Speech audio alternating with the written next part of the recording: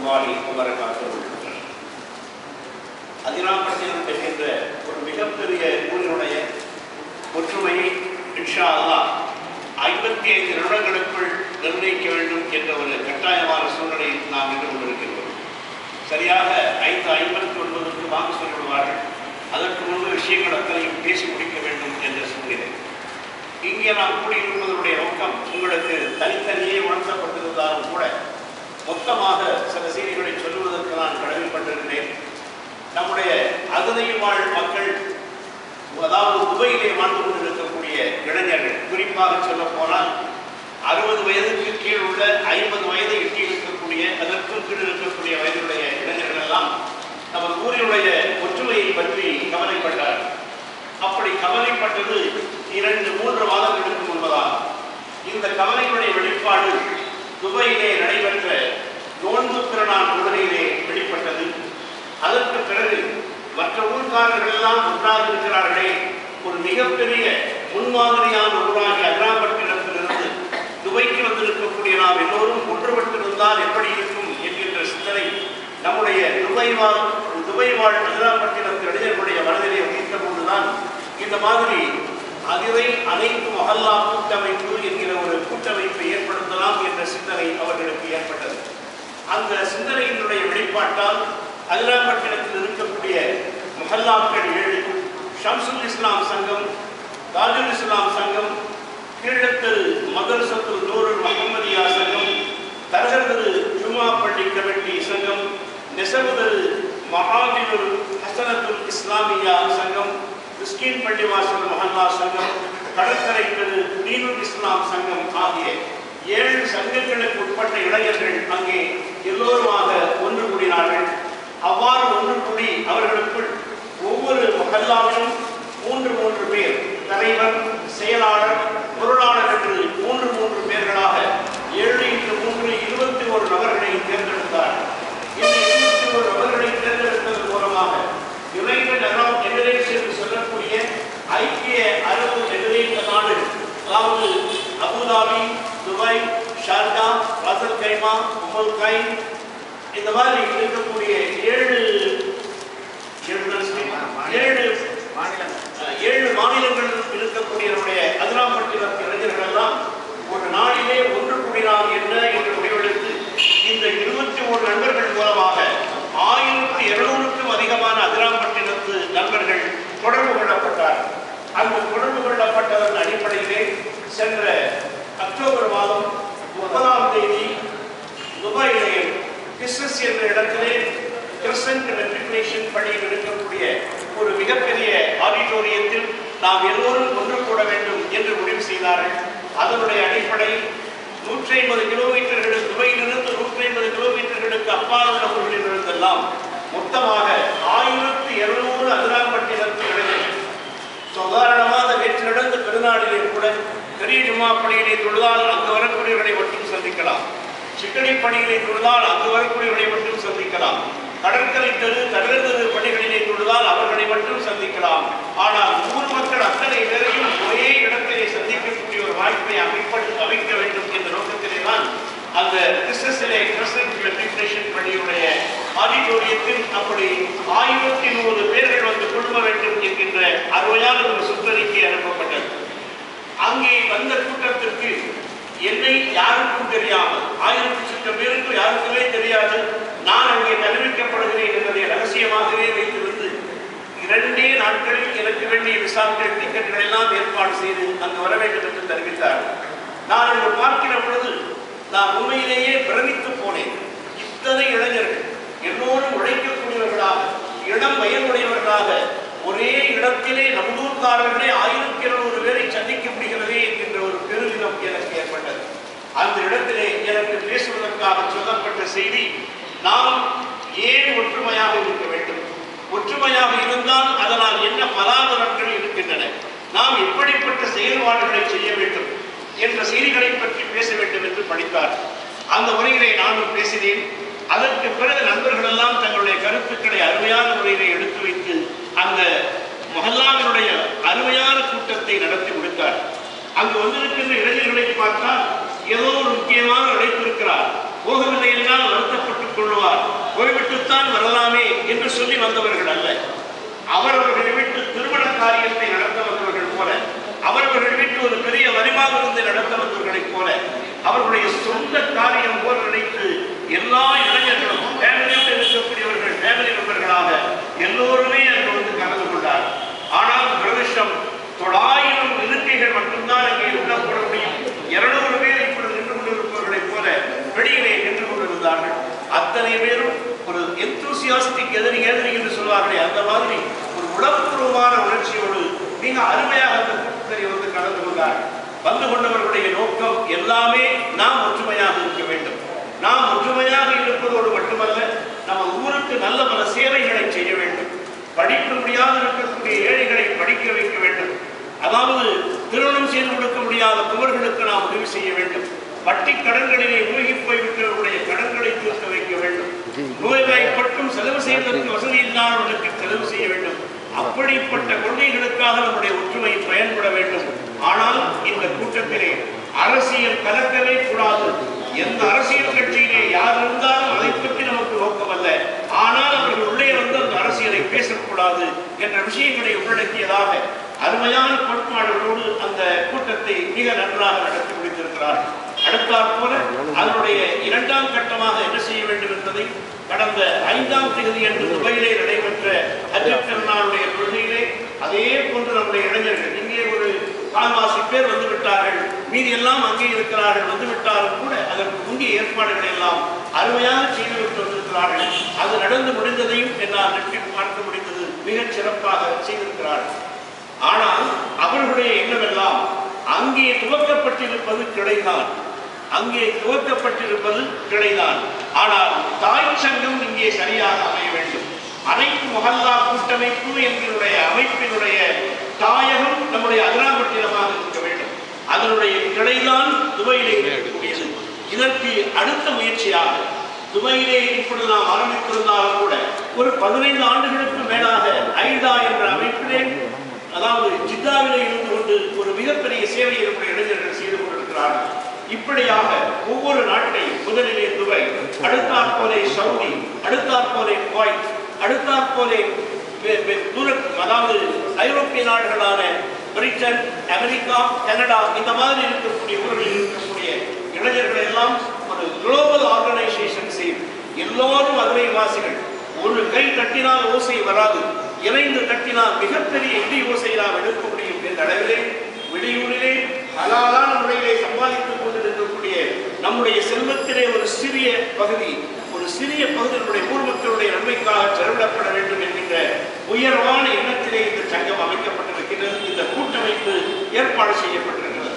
இதிலே இந்த கூட்டமைப்பில் இருப்பவர்கள் மிக ஆர்வத்தோடு துபாயிலே இருக்கின்றார்கள். அவர்களுடைய அந்த ஆர்வத்திற்கு இன்னும் நீர் ஊற்றுவதாக, இன்னும் உரமிடுவதாக, இன்னும் களையெடுப்பதாக அப்படிப்பட்ட ஒரு அருமையான அமைப்பு நம்முடைய அதிராம்பட்டினத்துடைய தாயக அமைப்பிலே அமைந்துவிடும் என்று சொன்னால் இந்த உலகத்தையே ஒருங்கிணைக்கக்கூடிய ஒரு அருமையான செயல்பாட்டை நாம் செய்ய முடியும் என்பதை சொல்லி இங்கே வந்திருக்கக்கூடிய 7 மஹல்லாக்களுடைய தலைவர்கள், செயலாளர், பொருளாளர் ஆகிய 7 3 21 பேர், அந்த 21 பேரில் இருந்து இந்த ஒருங்கிணைப்பினுடைய தலைவர், செயலாளர், பொருளாளர் என்ற 3 பேரை தேர்ந்தெடுத்து துணை செயலாளர், துணை தலைவர், துணை பொருளாளர் என்று மீறியுள்ள எல்லா சங்கங்களுக்கும் இந்த தலைமை அமைப்பிலே ஒரு பொறுப்பு இருப்பது போல் அமைத்துக் கொண்டு இந்த சங்கம் அமைக்கப்பட வேண்டும் என்பது துணை வாழ் இளைஞர்களுடைய ஒரு மிகப்பெரிய விருப்பம். அந்த விருப்பத்தின் அடிப்படையிலேயே ஆளுங்களுடைய அறிவாளிகளுடைய ஆலோசனைகளை பெற்று இன்று நாம் கூடியிருக்கின்றோம். இதிலே சில கருத்துரைகளை சொல்வதற்காக நம்முடைய சென்னை உயர்நீதிமன்ற வழக்கறிஞர் நம்மளுடைய மூத்த குடிமகன் ஜனாப் ஏஜி அப்துல் ரசாக் சாஹிப் அவர்கள் வந்திருக்கிறார்கள். அவர்களும் சில கருத்துக்களை சொல்வார்கள்.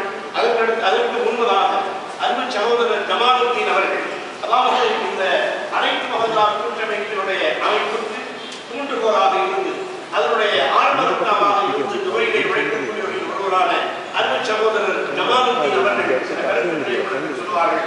அதன் பிறகு நாம் இந்த 6 மணிக்குள்ளாக நம்முடைய அமைப்பை தேர்ந்தெடுத்துக் கொள்ளலாம். அஸ்ஸலாமு அலைக்கும்.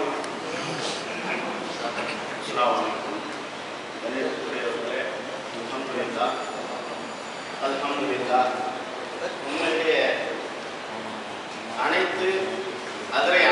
மல்லா கூட்டமைப்பு கூட்டம் அங்கே துவங்கியிருந்தாலும் நாங்கள் தான் ஒரு நோன்பு பெருநாளில் அங்கே கூடியிருந்தாலும் ஹஜ்ஜி பெருநாளிலே இங்கே ஒரு அமைப்பை ஏற்படுத்தணும் என்ற நன்னோட்டத்தில் தான் இங்கே குறுகிய கால விடுமுறைக்கு வந்தோம். நிச்சயமாக இந்த அமர்வு எங்களுக்கு ஒரு செய்தியை சொல்கிறது. கண்டிப்பாக இன்ஷா அல்லாஹ் எதிர்கால சந்ததிகளுக்கும் நம்ம ஊரில் இருக்கக்கூடிய ஒற்றுமையை மேலும் வலுப்படுத்துவதற்கும் இந்த அமர்வு அதாவது திறவுகோலாக துவங்கி இருக்கிறது என்ற ஒரு நம்பிக்கையை எங்களுக்கு வந்துள்ளது. அல்ஹம்துலில்லாஹ். அதாவது இந்த அமைப்பு எப்படி நாங்கள் ஆரம்பித்தோம் என்பதை ஷாதன் ஸ்வீதா சகோதரர் பேராசிரியர் அப்துல் காதர் அவர்கள் சொன்னார்கள்.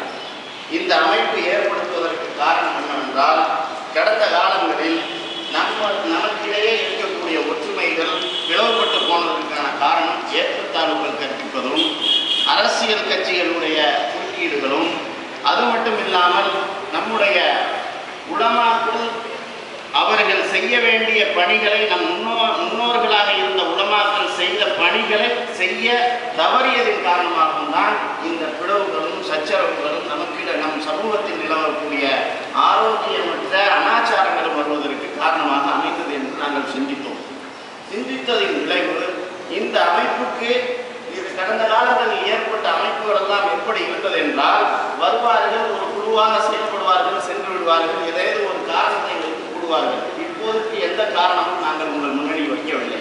அதேபோல் ஆரம்பிக்கப்பட்ட அமைப்புகள் அத்தனையுமே முஹல்லா சங்கத்தோடு இணைக்கப்பட்ட அமைப்புகளாக இல்லாததும் ஒரு காரணமாக இருந்தது. அதையெல்லாம் கருத்தில் கொண்டுதான் கண்டிப்பாக 7 முஹல்லாக்கள் நிர்வாகிகளை ஒன்று கூட்டி 7 முஹல்லாக்களை நிர்வகிக்கக்கூடிய மக்களுடைய சக்தியாக இருக்கக்கூடிய 7 முஹல்லாக்களுடைய பங்களிப்பு இல்லாமல் எந்த ஒரு காரியத்தையும் நாம் செய்ய முடியாது என்ற நன்னோக்கத்தில் தான் இந்த அமர்வு ஏற்படுத்தப்பட்டது. நீங்கள் பார்த்திருப்பீர்கள், இந்த முஹல்லாவுடைய ஒரு எம்பளமாக சிம்பிளாக நாங்கள் தேர்ந்தெடுத்திருப்பது 7 கைகள் ஒன்றாக அடுக்கியிருக்கிறது. 7 கைகள் என்றால் 7 முஹல்லாக்கள் என்று அர்த்தம். அது 21 நட்சத்திரங்களை நாங்கள் ஏற்படுத்தியுள்ளோம். 21 நட்சத்திரங்கள் என்பது 7 முஹல்லாக்களை சேர்ந்த 7 நிர்வாகிகள் மெயின் நிர்வாகிகளாக இருப்பார்கள்.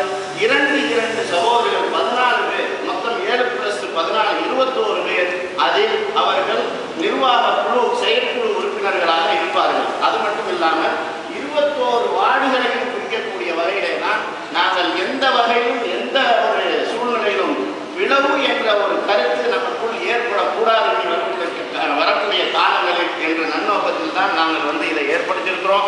தயவு செய்து உங்கள்கிட்ட கேட்கறது என்னவென்றால், இதுக்கு நிர்வாகத்துக்கு வரக்கூடியவர்கள் கண்டிப்பாக இந்த அரசியல் கட்சிகளில் சார்ந்தவர்களாகவோ உறுப்பினர்களாகவோ இருக்கக்கூடாது என்பதை கண்டிஷனாக நாங்கள் வைத்துக் கொள்கின்றோம். 2, எந்த சமுதாய அமைப்பிலும் அவர்கள் பங்கேற்கக்கூடியவர்களாக இருக்கக்கூடாது என்பதையும் நாங்கள் வைத்துக் கொள்கின்றோம். 3வது, பொது வாழ்க்கையில் ஈடுபட்டு அதாவது விமர்சனத்துக்குள் உள்ளான சகோதரர்கள் யாரும் அதாவது நிர்வாகிகளாக வரக்கூடாது. அதாவது இப்ப இருக்கக்கூடியவர்கள் நிர்வாகிகளில் 3 பொறுப்புகள் சொன்னார்கள். அவர்கள் வேற கட்சிகளை சேர்ந்தவர்களாக இருந்தாலும் இயக்கத்தை சேர்ந்தவர்களாக இருந்தாலும் அப்பளுக்கு இல்லாத விமர்சனத்துக்குள்ளானவர்களாக இருந்தாலும் அவர்களை தவிர்த்துவிட்டு முஹல்லாக்கு மொத்தம் 3 சகோதரர்களை நீங்கள் தேர்வு செய்து அவர்களிலிருந்து அனைத்து முஹல்லாக்களும், அதாவது தலைவர், செயலாளர், பொருளாளர், துணைத் தலைவர், துணை செயலாளர், துணை பொருளாளர், உதவி செயலாளர் என்ற 7 பேரை தேர்ந்தெடுத்து தான் நாங்கள் அங்கே அமைத்துள்ளோம். நீங்கள் எடுத்துக்கொண்டால் சம்சுல் இஸ்லாம் சங்கத்தை சேர்ந்த சகோதரர் தமிழ் அவர்கள் தான் எங்களுக்கு அமீரகத்தின் தலைவராக இருக்கின்றார். நீங்கள் துணைத் தலைவராக இருப்பவர் தீனுல் இஸ்லாம் தரகடத்தை சேர்ந்தவர் தான் துணைத் தலைவராக இருக்கின்றார். செயலாளராக இருக்கக்கூடிய VT அஜ்மல் கான் என்பவர் தாஜுல் இஸ்லாம் சங்கத்தை சேர்ந்தவராக இருக்கின்றார். துணை செயலாளராக இருக்கக்கூடிய சகோதரர் தாவூத் கனி என்பவர் தரகர் சங்கத்தை சேர்ந்தவராக இருக்கின்றார். பொருளாளராக இருக்கக்கூடிய மீரா மைதீன் என்பவர் கீழத்தெருவை சேர்ந்தவராக இருக்கின்றார். துணை பொருளாளராக இருக்கக்கூடிய நவாஸ் என்பவர் நெசவு தெருவை சேர்ந்தவராக இருக்கின்றார். உதவி செயலாளராக இருக்கக்கூடிய பஷீர் என்பவர் மிஸ்கின் பள்ளி சங்கத்தை சேர்ந்தவராக இருக்கின்றார். இந்த முறையில் நீங்கள் உங்களுடைய நிர்வாகத்தை ஒவ்வொரு முஹல்லாவுடைய பங்களிப்போடு இது ஏற்படுத்த வேண்டும் என்பதுதான் எங்களுடைய அவாவாக இருக்கின்றது. 1. 2வது என்னவென்றால், இன்று உள்ளாட்சி தேர்தலை பொறுத்தவரை ஏற்படுத்திய ரணங்களும் இதையெல்லாம் நாங்கள் பார்த்த வகையில் இனி வரக்கூடிய காலங்களில் மக்களுக்கு தீட்டப்படக்கூடிய திட்டங்களை மக்களிடத்தில் கொண்டு போய் சேர்ப்பதற்கு பதிலாக ஒதுக்கப்படுகிற 100% தொகை 65% அதிகாரிகளும் அதன் அதிகாரத்துக்கு உட்பட்ட மக்கள் உறுப்பினர்களுமே பகிர்ந்து கொள்ளக்கூடிய சூழ்நிலை தான் ஓவரால் இந்தியாவில் இருக்கக்கூடிய ஒரு சூழ்நிலை. 35% வந்து சேர்ந்ததையும் ஒப்பந்தக்காரர்கள் எடுத்தது போகதான் மக்களிடத்தில் வந்து சேர்கிறது. இதை தவிர்க்க வேண்டும் என்பதற்காக அரசாங்கம் என்று எதிர்பார்க்கிறது ஒவ்வொரு கிராமத்திலையும் கிராம சபை கூட்டம் என்ற ஒரு கூட்டத்தை கூட்டி அவர்கள் மக்கள் பங்கேற்கக்கூடிய மக்கள் பிரதிநிதிகளை வேலை வாங்கக்கூடியவர்களாக இருக்க வேண்டும் என்பதற்காக தான் மக்கள் சபை கூட்டத்தை கலெக்டர் அதிகாரிகள் உள்ள எக்ஸிக்யூட்டிவ் ஆபீசர்ஸ் எல்லாம் வச்சு கூட்டுறாங்க. அந்த நிலை நம்ம இல்லை. யாரை வச்சு கூட்டுறது? என்ன முதல்ல வச்சு கூட்டுறது? எல்லா முதலையும் ஒருங்கிணைக்க வேண்டியதான். இந்த எல்லா முதலாம் ஒருங்கிணைச்ச ஒரு அமைப்பு இருந்தால்தான் அவர்கள் கிராம சபை கூட்டமாக தீர்மானித்து தேர்ந்தெடுக்கப்பட்டு இருக்கக்கூடிய நகரமன்ற உறுப்பினர்களின் நகரமன்ற தலைவரையும் நாம் வேலை வழங்கக்கூடியவர்களாக இருக்க முடியும். இதுவும் இருக்கிறது. அது மட்டுமல்லாமல் இன்னைக்கு ஊர்ல பாருங்க, நீங்க மனசாட்சியோட சிந்திச்சு பார்க்கணும். இன்னைக்கு ஒரு இரவு 2 மணிக்கு ஒரு கர்ப்பிணிக்கு பிரசவ வலி ஏற்பட்டுருச்சு. எங்க எமர்ஜென்சிக்கு போறது? தயவு செய்து சொல்லுங்க, எங்க போறது? கண்டிப்பா இல்ல. அது மட்டும் இல்லாம கடந்த ஹஜ் பெருநாள்ல ஆலயத்திற்கு சேர்ந்த ஒரு சகோதரர் சின்ன பையன் வலிக்கு விட்டு ஏதோ டாய்லெட்ல வலிக்கு விட்டு இந்த காடை அடிபட்டுச்சு. காடை அடிபட்டவன ரத்தம் வடியுது. அந்த பையன் தாங்கிக்கிட்டு அப்படி வெளியில வரான். வெளியில வந்த சகோதரனை எடுத்துட்டு ஆஸ்பத்திரிக்கு போற வழியிலே இறந்து போறான் பட்டவடைய. இது என்ன மாதிரியான ஒரு சூழ்நிலை? இது எல்லாம் நாம ஏற்படுத்த வேணுமா வேணாமா? எப்ப ஏற்படுத்த முடியும்? யாரும் இல்லை, எவங்கெல்லாம் பண்ணிக்கலாம், எப்படி வேணாலும் போகலாம் அப்படிங்கிறது. இப்ப சமீப காலமாக நம்ம ஊர்ல என்ன நடக்குது? கல்லூரி படிக்கக்கூடிய பிள்ளைகளும் பெண்களை சொல்றாங்க, வெளிநாட்டில் வாழக்கூடிய கணவன்மார்களுடைய மனைவிகளும் அந்நியர்களோட ஓடக்கூடிய ஒரு துருப்பாக்கிய சூழ்நிலை நிகழ்வு. இதை யார் ஏற்படுத்துறது? இதை யார் தடுக்கிறது? யார் செய்ய முடியும்? என்ன பண்ண முடியும்? இதுக்கெல்லாம் நாங்கள் கவலைப்பட வேண்டியதா இருக்கு. ஒரு கல்லூரியிலேயோ ஒரு ஸ்கூல்லையோ படிக்கக்கூடிய பிள்ளை போர்டு இருக்குன்னு வச்சுக்கோங்க, சக மாணவியா இருக்கக்கூடியவருடைய மனநிலை எப்படி இருக்கும்? நாம சிந்திச்சு பாருங்க. அது என்ன தவறை தூண்டுமா, தவறை தடுக்குமா? இதுகளை எல்லாம் நீங்க பொறுப்பாக இருக்கக்கூடிய மக்களை வழிநடத்தக்கூடிய ஜமாத்தார்களாக இருக்கிறீர்கள். இது கண்டிப்பாக நாளைக்கு பதில் அல்லாட்ட சொல்லி ஆகணும். அதை நீங்க மனசுல வச்சு எந்தவித பாகுபாடும் கடந்த கால பிளவுக்கு காரணம் வந்தது ஏற்றத்தாழ்வு, அரசியல் கட்சிகளுடைய குறுக்கீடு, இன்னும் சுய காரணங்களை எல்லாம் தூக்கி எறிங்க. எதிர்கால சந்ததிகளுக்கு நல்ல ஒரு வழியை ஏற்படுத்தக்கூடிய ஒரு நிலை உங்களிடத்தில் அல்லாஹ் ஒப்படைத்திருக்கின்றார். இதை நீங்க வழிநடத்த வேண்டியது உங்களுடைய பொறுப்பு. இது அழகான முறையில எதிர்கால சந்ததிகளுக்கு கொண்டு போய் சேர்க்கக்கூடிய பொறுப்பு நம்ம அத்தனை பேருக்கு இருக்குங்கிறத தான் நாங்கள் சிந்திச்சு இதை உங்களிடத்தை ஒப்படைச்சிக்கிறோம். இது அமானியம். நாங்கள் 30ஆம் தேதி கூட்டப்பட்ட கூட்டத்தில் 5 தீர்மானம் நிறைவேற்றணும். அதில் முதல் தீர்மானமே அதிராமட்டத்தில் நாம் அனைத்து மல்லா கூட்டமைப்பை ஏற்படுத்தி ஆக வேண்டும் என்று நாங்கள் முயற்சித்தோம். மக்களை கூட்டி 1200 பேருக்கு முன்னாடி நாங்கள் வாக்களித்தோம். அந்த வாக்கை உங்கள் முன்னணியில் கொண்டு சேர்த்து விட்டோம். இதை செயல்படுத்த வேண்டியது நீங்கள் தான். இதுக்கு கரு கொடுக்க வேண்டியது, செயல்பாடுகளை ஏற்படுத்த வேண்டியது நீங்கள் தான். பொறுப்பு உங்களிடத்தில் இருக்கிறது. நீங்கள் தயவு செய்து ஒரு நல்ல முடிவை எடுத்து வரக்கூடிய சந்ததிகளுக்கு நல்ல ஒரு வழித்தடத்தை ஏற்படுத்தி தருமாறு அன்போடு கேட்டு வாய்ப்பளித்தமைக்கு நன்றி கூறி விடைபெறுகிறேன். பாரதமான அனைவரும் சொல்லாமல்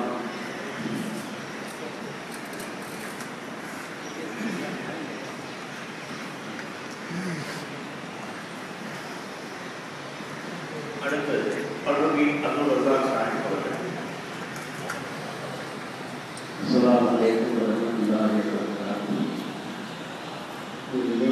மன்னிக்க வேண்டும்.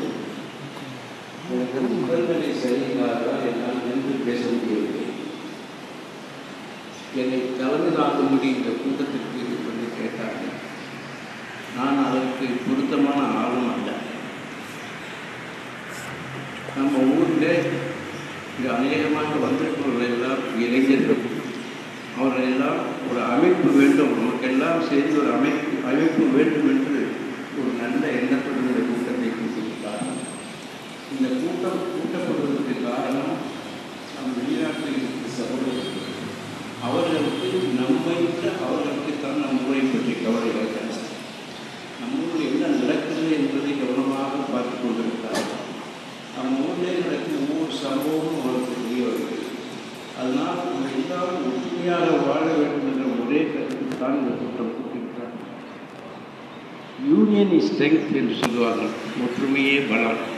ஒரு குச்சியை ஒடிச்சிடலாம், பல குச்சிகளை ஒன்றா சேர்ந்து கட்டினா ஒடிக்க முடியாது.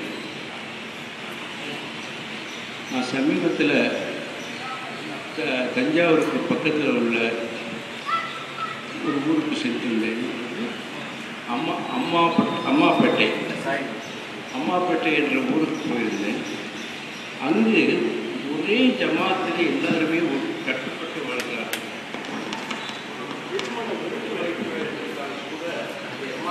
பர்மிஷன் வாங்கி எத்தனை பேருக்கு சாப்பாடு கொடுக்கலாம் என்ற அனுமதி வாங்கித்தான் செய்கிறார்கள். அங்கு சொன்னார்கள், இந்த ஊரில் உள்ள போல அவ்வளோ முஸ்லீம் பெண்களும் இரவினை ஹஜ்ஜத் தொழுகிறார்கள். அந்த அளவுக்கு கட்டுப்பாடு ஊரில் அவர்கள் கட்டுப்பாட்டோடு அந்த ஊரில் அமைந்துள்ளது. அதே மாதிரி நீங்கள் வேலூரில் ஆம்பூருக்கு சென்றீர்கள்னால் ஆம்பூர்களில் பெரும் பணக்காரர்கள் இருக்கிறார்கள், தோல் வியாபாரிகள். அதே சமயத்திலே அந்த ஃபேக்ட்ரியில் வேலை செய்கிறவங்களும் அதே ஊரில் இருக்கிறாங்க.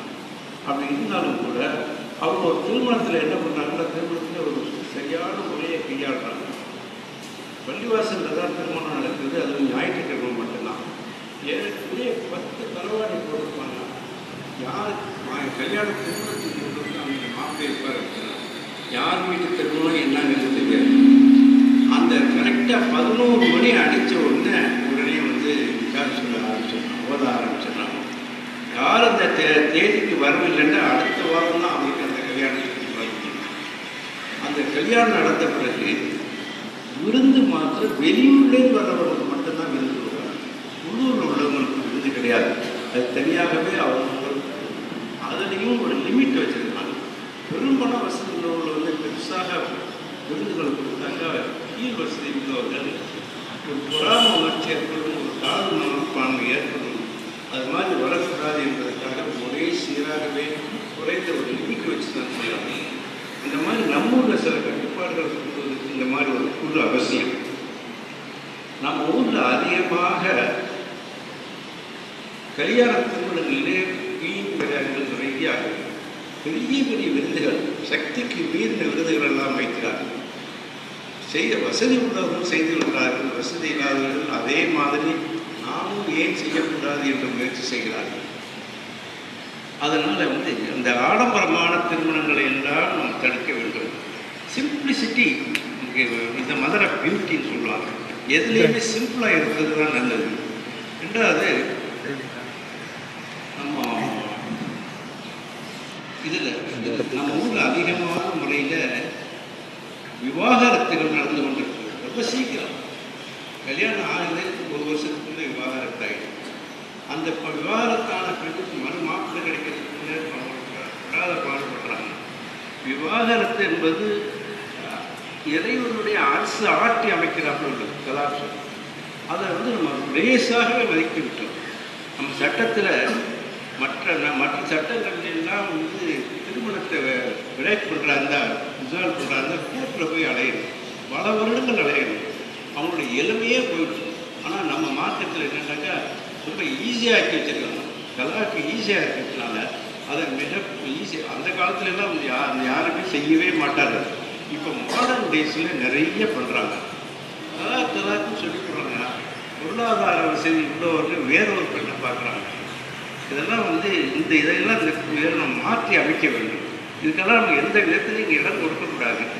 ரசூல் ஸல்லல்லாஹு அலைஹி வஸல்லம் சொல்லியிருக்கிறாங்க, ஒரு பெண்ணிடம் மனைவியிடம் 10 குணங்கள் இருந்து 10 குணத்தில் ஒரு குணம் ஒழுங்காக இருந்தாக்க எந்த காலத்தில் ஒன்று அவளை விட்டு விடாதே அப்படின்னு. ஆனால் நம்ம வீட்டில் என்ன ஒரு சின்ன சண்டை வந்தாலும் சரி உடனே ரத்து பண்ணிடலாம். இந்த இதுகள் எல்லாம் இந்த மாதிரி ஒரு அமைப்புகள் மூலமாகத்தான் நம்ம இதையெல்லாம் தடுக்க வேண்டும். நீ எல்லோரும் சேர்ந்து ஒற்றுமையாக வாழ்ந்து அந்த ஊரை எடுத்துக்காட்டாக நடத்த வேண்டும் என்று கேட்டுக்கொண்டு எனக்கு வாய்ப்பு கொடுத்ததற்காக நன்றி சொல்லி முடிக்கிறேன்.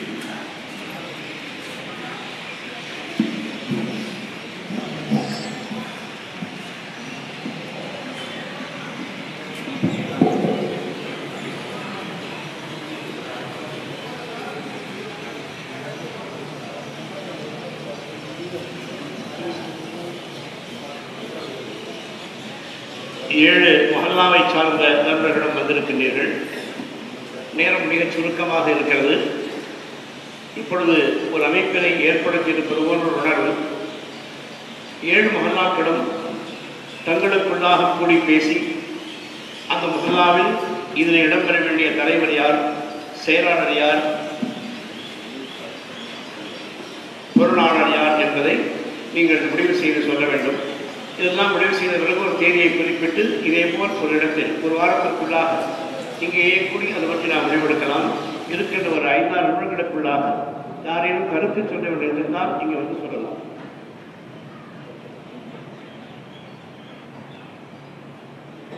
வந்திருக்கக்கூடிய மல்லாக்களுடைய சங்க நிர்வாகிகள் ஏதேனும் கருத்து இருந்தால் நீங்கள் முன் வந்து சொல்லலாம்.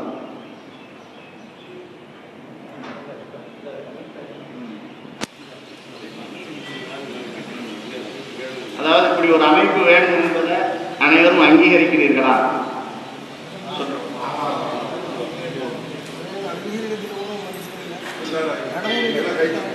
அங்கீகரிக்கலாமா? மாஷா சரி.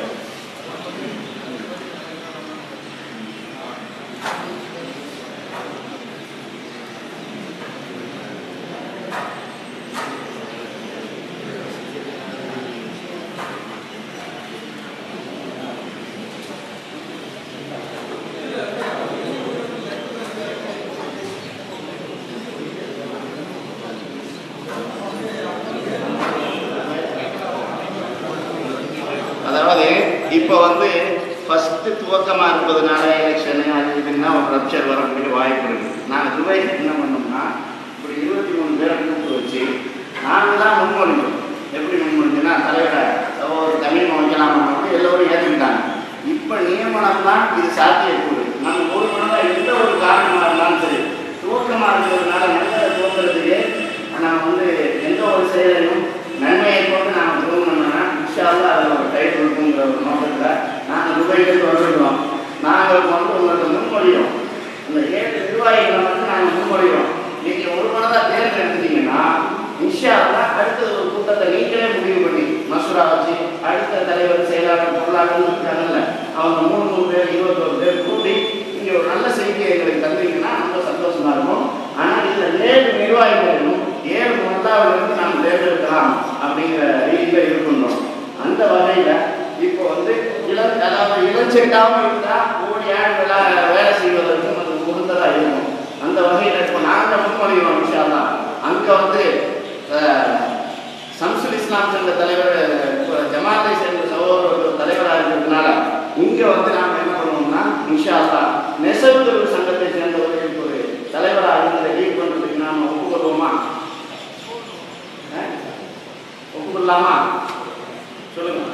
இல்லை கருத்து இருந்தால் சொல்லுங்க.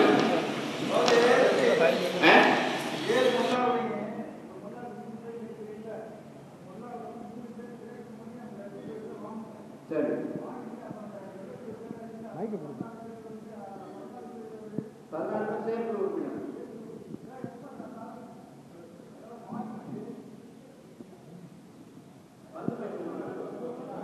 வந்துருங்க வாங்க.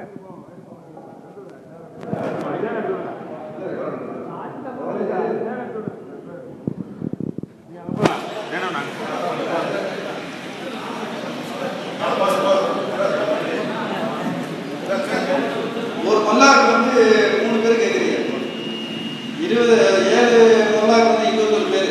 இந்த 21 பேரை செலக்ஷன் பண்ணி அதில் இருக்க ஒரு சூட்டபுளான தலைவரை தேர்ந்தெடுக்கணும்.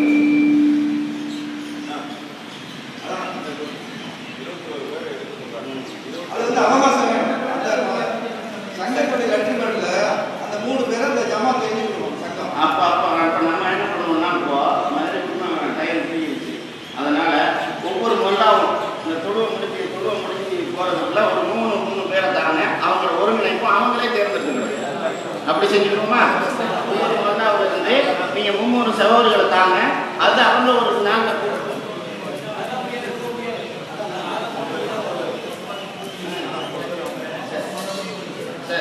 என்ன ஏகமனதான் அப்படி சொல்றாங்க. ஒவ்வொரு மல்லாவிலிருந்து 3 பேரை நீங்க தாங்க அவங்க ஒண்ணா அவங்க கூடி உட்கார்ந்து அந்த நிர்வாகத்தை அமைச்சுக்கிட்டோம் அப்படிங்கிறாங்க. அதை ஏகமனதான் ஏற்றுக்கோமா?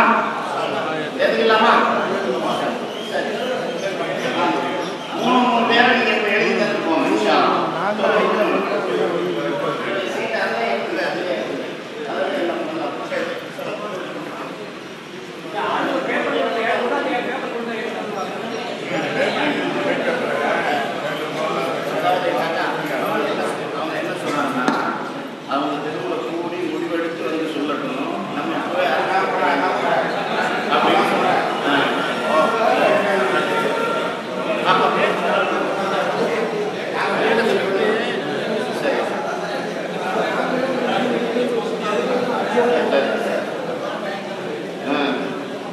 சரி, அப்போ இதை கட்டிட்டா யாரை போடுவோம் அதை சொல்லுங்க. சரி சரி, அதாவது இதை மறுபடியும் கூட்டுறதுக்கு ஒரு ஆள் கொடுத்துருக்காங்களா?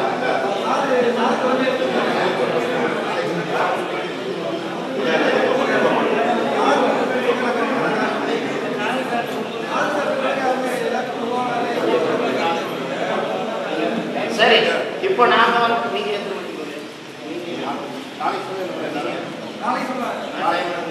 அப்போ நாங்கள் என்ன பண்ணுறோம்னா தம்பி நீங்கள் என்ன 4 நாள் இருக்கு. 4 நாள்.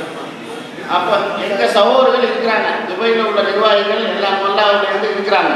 அவர்கள் வந்து உங்களை திருப்பி வந்து அணுகுவாங்க. அணுகி திருப்பி ஒரு கூட்டத்தை போட்டு இன்ஷா அல்லாஹ் தேர்ந்தெடுப்போம்.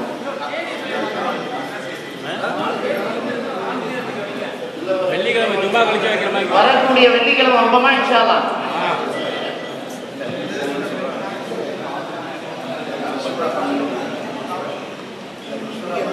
நாளைக்கு முஸ்லா பண்ணி சொல்லிடுறேன். நம்மளும் அந்த தலைவர் அது நல்லது.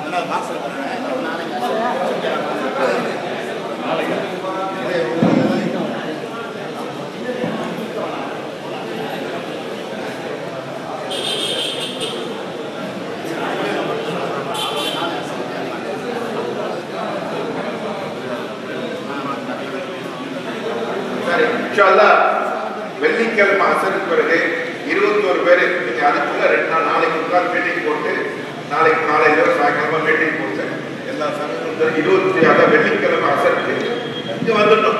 அசருக்கு வந்து இங்கே வந்து 21 பேர் மட்டும் 21 பேர் மட்டும் வந்துடணும். அங்கே செலக்ட் பண்ணி 21 பேர் நீங்கள் கொடுத்துட வேண்டியது. அதை கண்ணு யாராவது கொடுக்கணும்.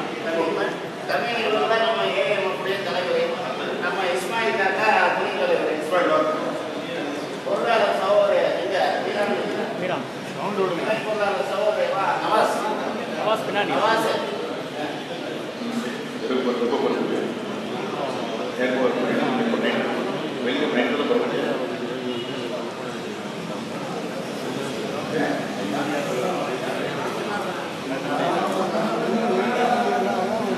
நாளைக்கு மலருக்கு பற்றி தான் சொல்றாங்க.